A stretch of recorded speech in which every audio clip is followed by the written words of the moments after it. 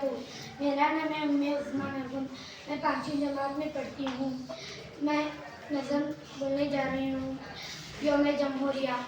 खुद को जताने आ गया जमहूरी का ये दिन, महफिल सजाने आ गया जमहूरी का ये दिन। मेरे वतन में फैले हैं मज़हब कई मगर, सबको मिलाने आ गया जमहूरी का ये दिन। पैगाम दे रहा है हमेशा शांति का ये, नफरत मिटाने आ गया जमहूरी का ये दिन। तन मन की भेंट दे के सवारी है ये चमन, हमको बताने आ गया जमहूरी का ये दिन। आज़ादी वतन के शहीदों की है हमको याद, फिर से दिलाने आ गया जमहूरी का ये दिन।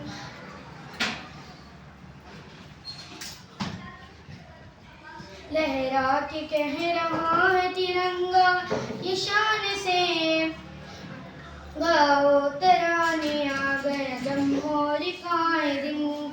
हाफिज हमारे देश का त्योहार ये बड़ा, फिर गम को भुलाने आ गया जमहूरी का ये दिन। अस्सलाम वालेकुम।